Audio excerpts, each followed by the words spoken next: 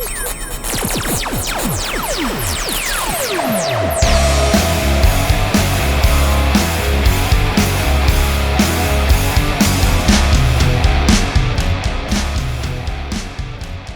everyone, welcome to the Warehouse 231 podcast. Hope you are doing well.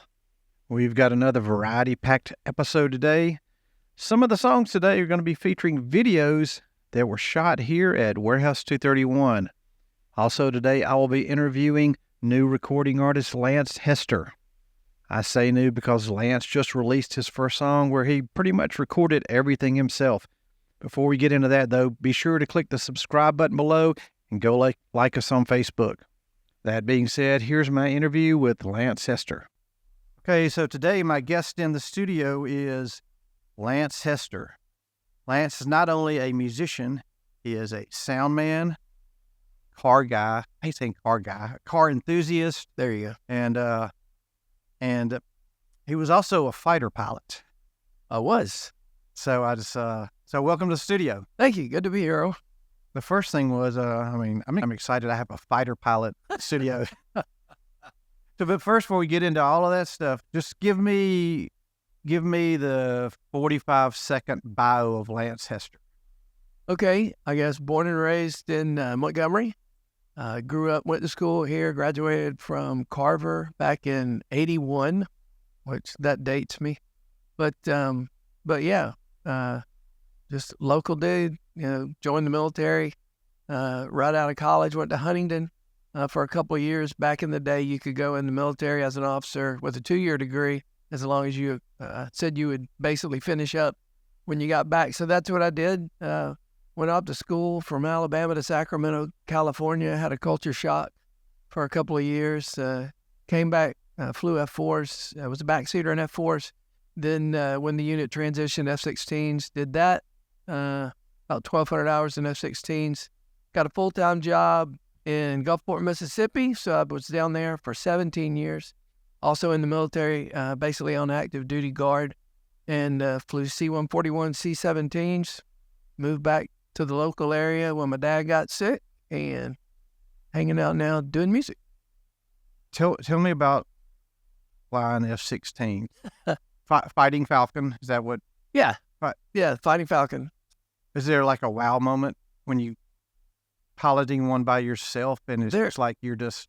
Yeah, the biggest wow moment for me was when we did a deployment overseas and you're by yourself. You've got like 5 or 6 other airplanes out there with you, but you're following a tanker over the North Atlantic, and if something goes wrong, you're probably going to get wet. I mean, it's a long way to anything, and you're by yourself. That was probably the biggest wow moment, other than in the Gulf War stuff. But as far as just you're kind of all alone out there. It's kind of surreal. Yeah, every noise that you don't want to hear, you hear. So what's the fastest that you've been? Probably, I remember specifically hitting 1.8 Mach, which is probably somewhere around 1,300 miles an hour, 1,400, depending on altitude, temperature, and all that stuff. But yeah, 1.8 out over the Gulf was probably the fastest that I remember seeing. Growing up or being younger, did you want to be a pilot? Is that what you wanted to do? It's really weird. I always wanted to be a race car driver. And then in 69 or 70, my folks took me to the Cape, and we watched one of the Saturn, Apollo shots or whatever. And then I wanted to be an astronaut, and it kind of got me interested in the military as far as the flying piece. But really, I guess I didn't make the decision until I was probably in 11th or 12th grade. And a buddy of mine who was already in the military took me and a friend of mine from Huntington out to Danley Field, and we got to see them actually sit on the end of the runway, watch them take off, and got to meet some of the guys. And that's when I really got fired up about it and decided that's what I wanted to do. I can say, I'm sure everybody listening can say thank you for your service. Thank you. And we'll pick up with that interview with Lance here in a few minutes. We're going to go ahead and play a song by Larry Thomas Moore called Not Afraid. Playing it because a year ago we did a video here at Warehouse 231 for Not Afraid, and you can scroll down on the YouTube channel and check out the video. It Came out pretty good, pretty cool video. So it's kind of anniversary of that. So here we go, Larry Thomas Moore with Not Afraid.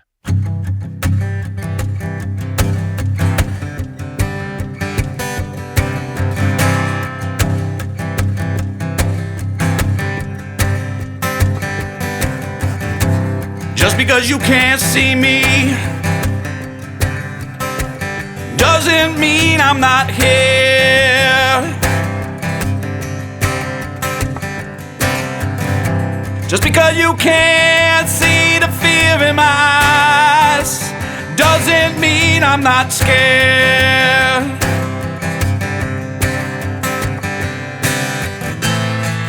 And I'm not afraid to live. And I'm not afraid to give. I just fear that I can't win. I just wish that I was here.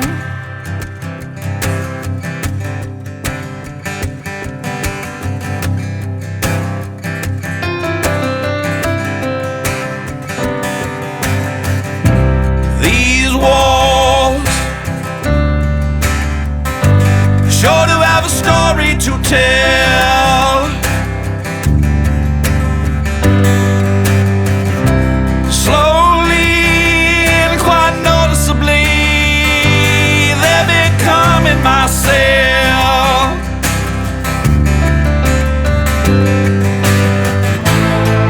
And I'm not afraid to give.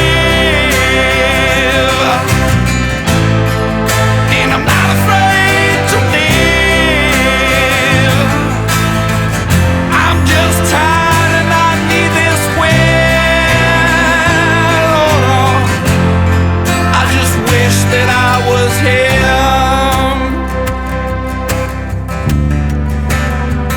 I wish I was here.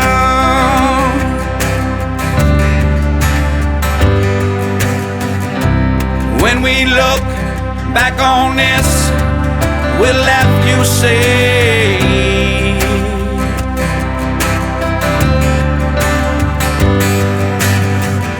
This time will make us smile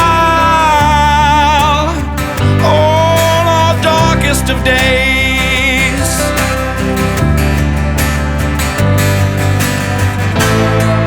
And I wasn't afraid to live. And there's nothing that I didn't give. I really needed this win. Oh, I'm glad that I'm not here. Oh, no, no, no. Well, I'm glad that I'm not here.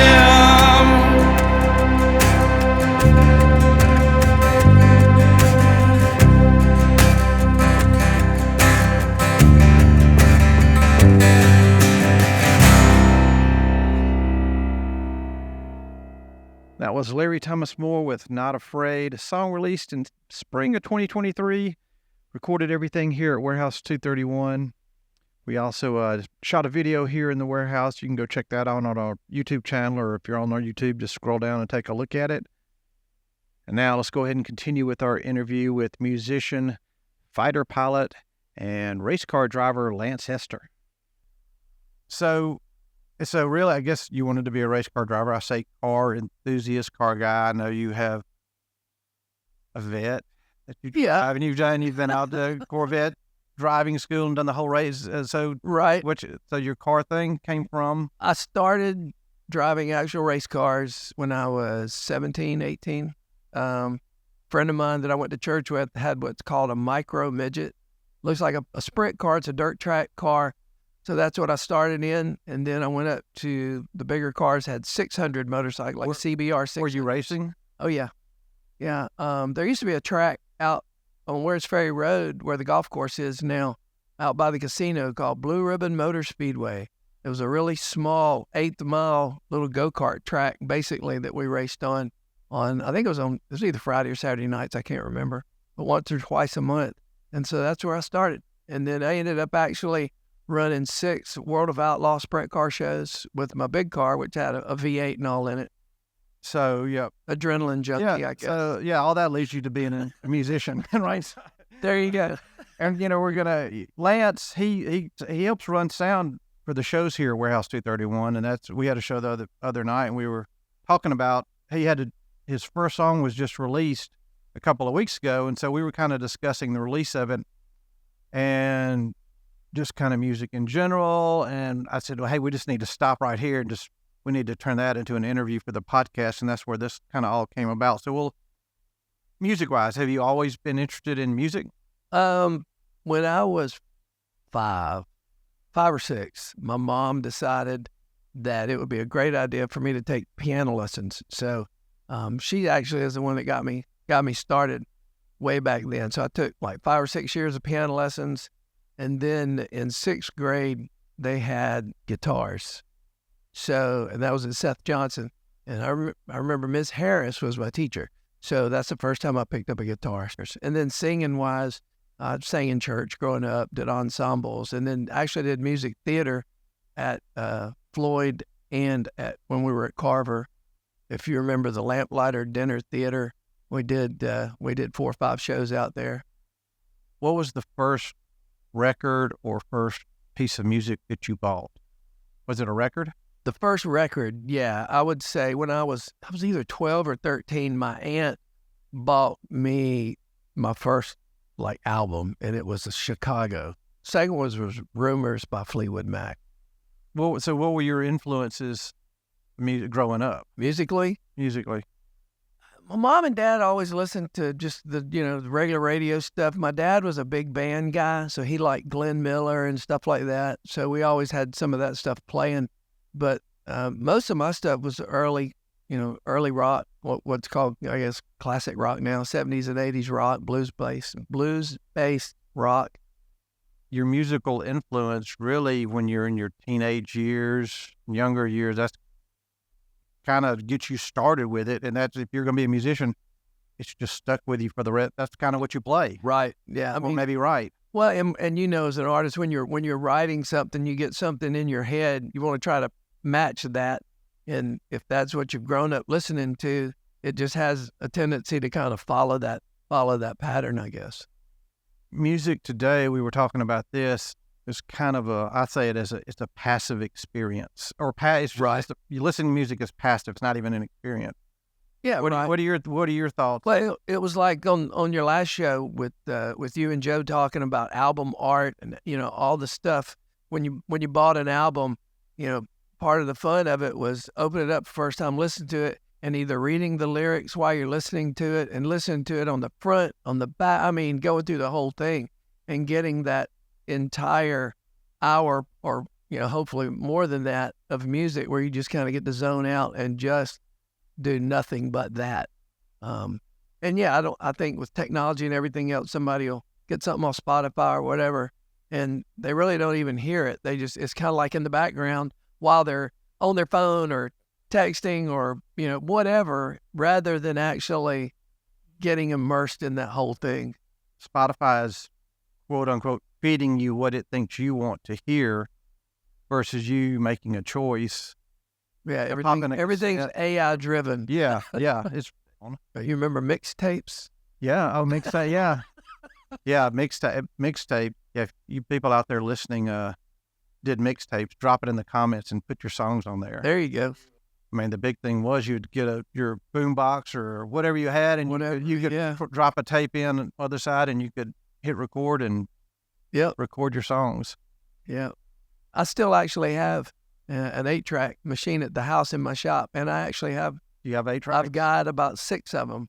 Although you still have to take the piece of cardboard and stick it in the top of it because the head on the machine is not right, because you'll hear 2 songs at one time if you know.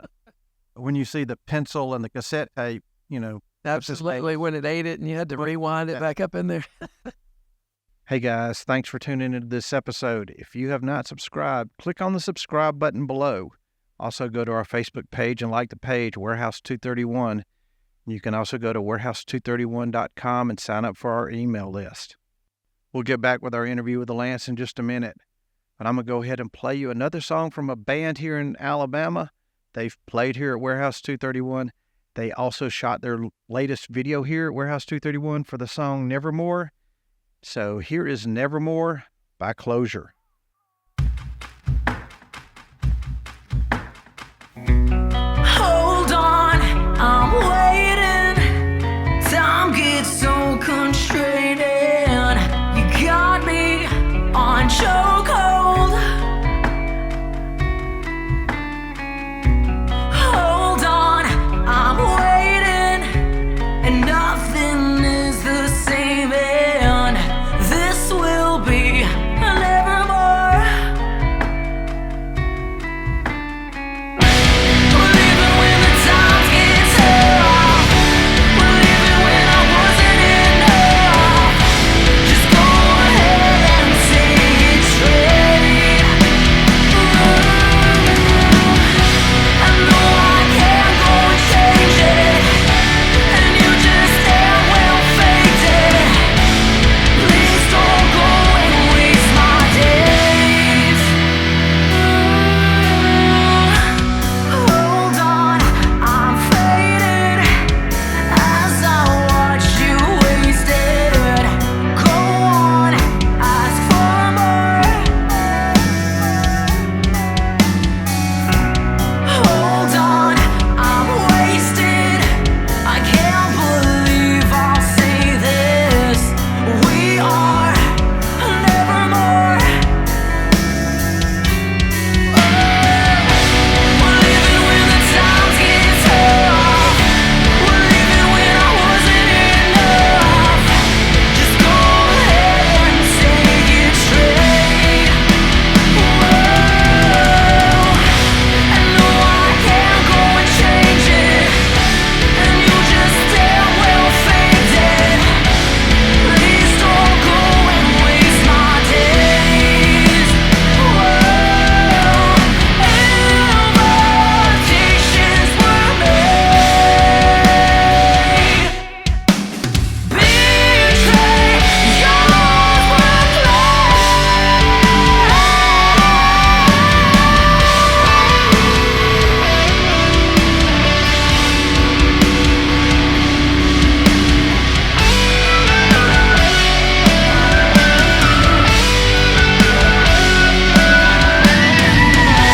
Well, even when the times get tough, well, even when I wasn't enough, just go ahead and say it straight. I know I can't go and change it, and you just goddamn faked it. Please don't go and waste my days. Hold on, I'm waiting, and time gets so constraining. This will be nevermore. Hold on, I'm wasted. I can't believe I'll say this. We are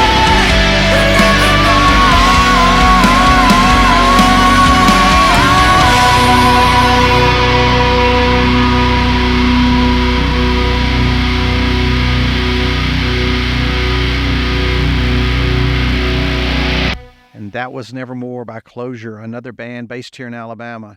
They also shot the video for that here at Warehouse 231, so be sure you go check that out on YouTube as well. So let's continue with the interview with Lance Hester as we get into his songwriting, the release of his first song, and what did his first song really mean. So you just released your first song. Yep. It's not the first song that you've written because you've written a lot of songs, but it's really the first song that you've recorded and released. And Right. just tell me about, I guess, that experience. I mean, going through that. It's really kind of surreal. I had to go drive to South Florida the day it was released. So I got a notification saying it would be released at midnight on May 17th, I think is the date. So I get up at 2 a.m, get in the truck. First thing I do is try to find my song, which I did find, and I took pictures. And it's like, oh my God, I'm actually on the radio. It was an interesting process, though, getting from, words on a piece of paper to actually getting to that point where I could hear it on the radio. And we haven't even mentioned the name of the song, but because that's where some of the discussion came up. And I'll just go. The song is called Methadone. Oh my goodness, Methadone. Yeah. So Lance has built his own studio. Mm-hmm. He recorded basically everything himself. Tell us what that was like.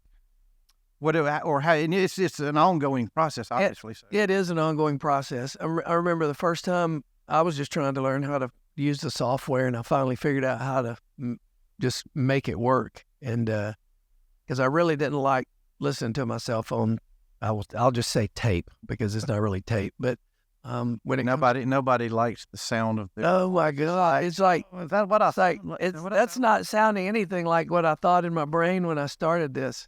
But going from that with all the new technology and getting it going. And by the way, shout out to Earl, who actually came over and helped me get all the studio stuff going. It was a weird process as far as going from A to Z, I guess. It was fun. I enjoyed doing it. I'm learning better ways, I guess more efficient ways to do things now. We talked about the creative process, being able to quickly get something down while you're in a creative mode. You need to go ahead and, because it's for creative people, it's going to be gone. It's fleeting, yes. So getting to the song that you released, Methadone. Yeah. We were talking the other day, and you were kind of telling me the response people were having to methadone, and it's funny about music.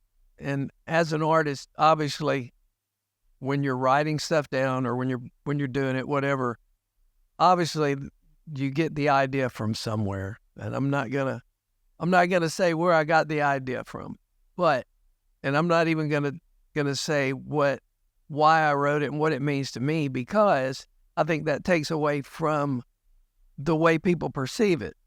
The way I look at it is whether it's good music, bad music, any kind of music that's put out there, everybody interprets it differently. And I think that's the beauty of it, is because, if you write a song and it means one thing to you, 10 people listen to it, and you're probably going to get 10 different reactions or what they like about the song or what it meant to them. Methadone has, I would say, probably hit both ends of the spectrum. I've had one person say, "Man, that's a great love song," which I just went, "Okay, if that's what it means to you, I appreciate it. Thank you." I've had, reactions all the way on the other end. A buddy of mine out in California said, "Man, you picked a heck of a subject to start off with on your very first song," and then you have the people, addicts that have talked about, it reminds them of their addiction and how they overcame it and all that. So it's a spectrum, from one end to the other. So, but that's the beauty of it. A lot of artists who write the songs, they sometimes won't even talk about what it's about for the reasons you just said. I don't want to narrow that field down so where somebody has heard what I say about it, and then it might, if they hear it on their own, it may mean something completely different. And I would rather get that raw reaction rather than taint it by them hearing me what it means to me. You had a few people concerned about you. I did. I had people asking me if I had a drug problem that have known me for, I'm 61, so 61 years. That, is there something we need to talk about? And I'm like, no, I'm good. It's just a song. So with that, let's go ahead and play the first release from Lance Hester. This is Methadone.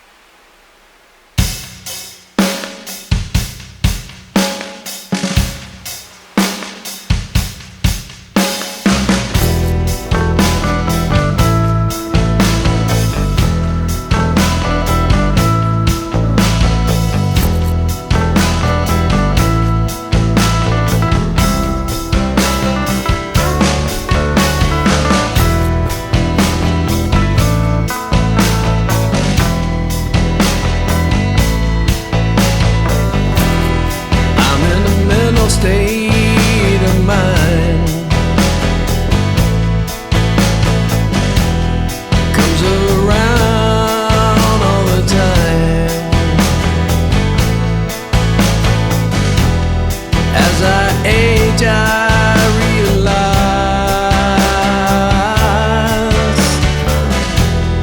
I'm not the only one in these eyes. Need a fixer, my elixir. Drink it down and make me whole again. Out of a hole, still alone. Baptize me and make me white again. Methadone, methadone. Why are you looking back at me? It's very fuzzy and I can't see. Can't feel this empty void.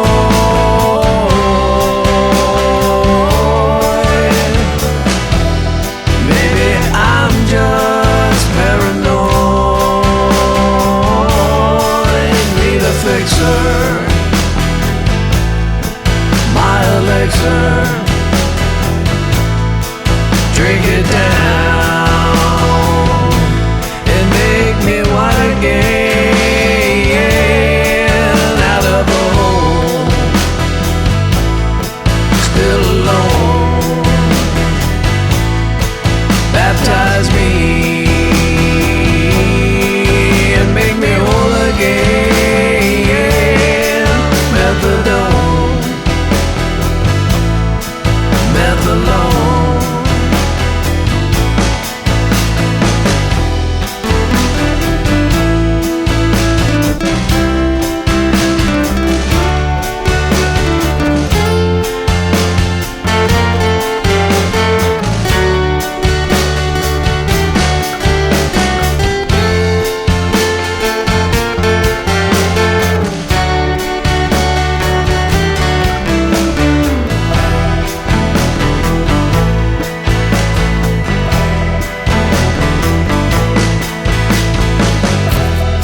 My drug of choice is my lover. Breathe it in and begin to hover. Feels so good until I fall. Methadone can't fix it all. Not my fixer, not my elixir. Methadone, methadone. And that was Methadone by another Montgomery area musician, Lance Hester. Lance also helps here at the Warehouse Running show, so if you see him behind the soundboard, go up and say hello. Ask him about any new songs he has coming out. Before we wrap up our interview, we're here with Lance Hester. If you're listening on YouTube, click on that subscribe button below. Also go to Facebook and like our page. So now here is the conclusion with the interview with fighter pilot, race car driver, and now recording artist, Lance Hester. So moving forward, you have more songs coming up and written. So you're Working on a few more. Yeah. What did you learn from the first song that's going to be some of your biggest things moving forward? Hey, I like what I did there, or maybe I should do this different. Wow. I think the biggest thing that I want to do is when I would like to at my place in my studio, I would like to get it as close to in my brain as I'm hearing it when I'm putting it down, basically. Do you hear the song in your head? Do you hear in your head the song what you want?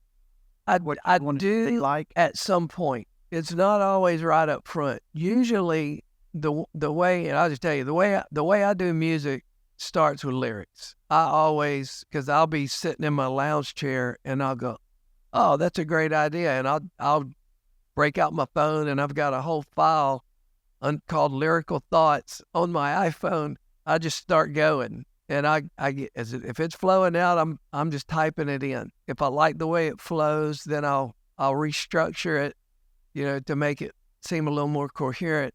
But that's kind of what I do. And then I go with chord progressions, and I'll just kind of ad-lib some stuff and go either, I like the way that's going or not. And if I like it, then I'll record it real quick and just see kind of where it goes from there. So if people want to listen to Lance Hester, tell me where they can go find your music and it's on all the music distribution, Spotify, Apple Music, YouTube, all that stuff. It's under wait for it, Lance Hester. Yes. and your music label, I guess, is what? The studio, we had to come up with a name. And just a real quick background story. A few years back, my wife decided that we needed a she shed. So she was going to, have friends over and do stuff and all. It's pretty nice. It wasn't really being used. So I had a little music room in the house, and I was like, well, can I move my music stuff out in the she shed?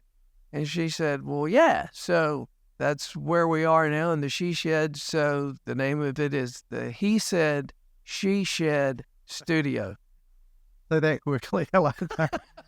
But yeah, you guys go look up Lance Hester on whatever digital platform may be, and look up the song Methadone, and watch for new stuff coming out. We've been talking about a couple of songs we're going to start working on here, and hopefully in the next few months be putting some more stuff out there. Maybe so, hopefully. So Lance, thanks for coming in and joining us today. Thanks for the invite. Enjoyed it. And that wraps up another episode here at Warehouse 231 Studios. You guys be sure to click that subscribe button. Go to the Facebook page and Instagram page. I'm always posting pictures of stuff happening here. It's not just bands playing. I'll post pictures of people recording here in the studio and all kind of things going on. You might even see a picture of an alligator. Special thanks to Lance Hester for the interview, and thanks to you guys for tuning in. See you next time.